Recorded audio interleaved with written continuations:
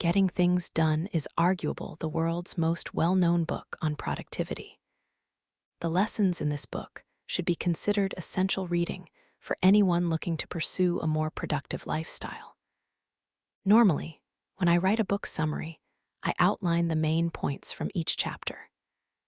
However, with GTD, the book is jam-packed with information and ideas. In order to make this summary useful, actionable, and concise, I thought I would summarize the main lesson from the book as a whole instead of each individual chapter. Getting Things Done outlines a process called the 5 stages of mastering workflow, which can be shown visually by the following model. For this summary, I will summarize each stage of this process and define the key steps that need to occur at each stage in order to get things done. Here we go. 1. Collecting your work. 2. Collecting all your work together and getting everything out of your head is the first stage of mastering your workflow. By gathering everything together like this, you don't need to actively try and remember to do things. Instead, you're collecting it so it can be put into a system that will do the reminding for you. The in basket represents a place where you can collect all of your work and open loops. For example, this could be your email inbox, a physical inbox, or apps like Evernote and to-do lists. When collecting your work, it's important to get everything out of your head and into one of these baskets, even if this means jotting down a note on a piece of paper and physically putting it somewhere. Or, as I prefer, writing a note in Evernote or creating a to-do item in Asana. It's also important to not go overboard with the number of in-baskets you manage. The goal with any in-basket is to empty it regularly, and the more in-baskets you have, the harder it becomes to process those items later. Emptying your in-basket regularly is an essential part of getting things done, as it helps you avoid getting overwhelmed by work. 2. Processing your work. Processing your work is all about taking everything in your in-baskets and working out what needs to be done with those items. A lot of people make the mistake of thinking they have to do things straight away when they arrive in their in-basket. Or if they don't do them straight away, they promise to come back to them later, but fail to organize those things correctly, which is when tasks can slip through the cracks. Processing your work and mastering this stage of GTD allows you to prioritize tasks and empty your in-basket, including your inbox, without necessarily having to do any work. What is it? This is a simple yet important step. Answer the question, what is the thing you're dealing with? Perhaps it's an email from HR, but what is it actually about? Is it an unimportant update about employee contracts, or is it some boring reminder about health and safety? Identifying the stuff in your in-basket allows you to effectively answer the next question. Is it actionable? 3. Yes, if an item is actionable, you must first identify the project. It's part of C projects. And the next action required to move that item towards completion, C next action. No, often the stuff in your in-basket requires no further action required, in which case you can do one of the following 3 things. C trash, someday maybe, and reference. What's the next action? The next action is exactly what it sounds like. It's the next thing you need to do to take that item towards completion. For example, you might have a completion goal to write a blog post, but the very next action might be to simply draft a topic. Once you've identified the next action, you can answer the following question to work out your next move. Will it take less than 2 minutes? Do it if the answer to this question is yes. Just do it then and there. Easy. Delegate it if the answer is no. You can ask yourself, am I the right person to do this? Or can someone else do this? Depending on these answers, you can delegate the task. Defer it finally.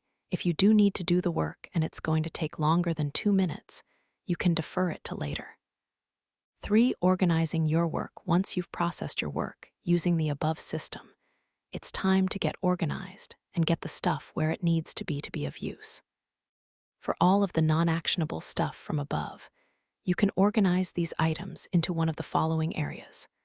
Someday maybe these are the things you might want to come back to one date, and that aren't attached to any particular time frame. It could be an idea for something you'd like to do in your business, a skill you'd like to learn, or a recipe to try.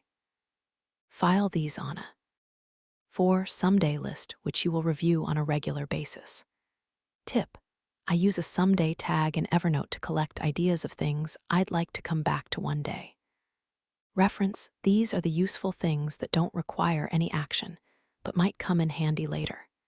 It could be a supporting document for some piece of work, a spreadsheet of information, or useful checklist. When you add something to your reference list, give it some context and keep everything organized. Tip: again, I keep useful articles and resources organized in Evernote and Google Drive. Trash: finally, if there is no point in keeping an item for reference and you don't want to come back to it later, then get rid of it. You don't need any more clutter in your life. Projects and project plans. A project is literally anything with more than 2 action steps that need to be completed, e.g. planning a trip, buying a new TV, or running a marketing meeting. When you identify an actionable item, you should record this on your master projects list, which then gets reviewed on a regular basis.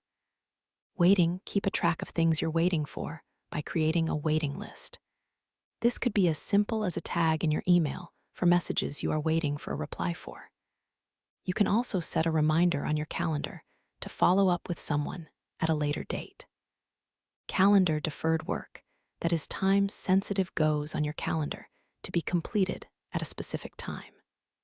GTD stresses the importance of ensuring that your calendar is only used for these time-sensitive items and nothing else. This could be things like call John on Friday, day specific, and attending meetings, time specific. Next actions: any deferred work that isn't time sensitive goes onto your next actions list. These are the items you will do when you have some spare time during the day. If this list gets a bit long, you can subdivide it into categories, e.g. calls, research, etc. 5.4. Reviewing your work: we're nearly there. Once you've organized everything so it's in the right place, it's important that you review your next actions, calendar, and waiting lists on a regular basis. It's likely that you'll refer to your calendar first, as this will play a big part in your day. Then, during your discretionary time, you can review your next actions for anything that you can do before your next appointment. Finally, you can check up on your waiting, projects, and someday lists for anything that you might want to address. You only need to review these last few lists as often as you need to, so that you ensure they don't get too long and unmanageable. As well as these daily reviews of your lists, it's important to schedule a weekly review in your calendar. During this time, you can address all your lists to ensure you're happy with how everything is organized. Often things can get a bit messy over the course of a few days, and the weekly review is a chance to tidy up those lists. Perhaps there's something on your someday list that you'd like to address, so you add it to your next actions for the following week. 5. Doing your work: it's now time to do some work. At last, based on your review, you will be able to decide what to do. You might have an appointment, or you could address some items on your next actions list. When deciding what on this list to tackle first, you can consider the amount of time, energy you have, the context you're in, and its priority. For example, if you have only 10 minutes before your next meeting, you can make a phone call on your next actions time.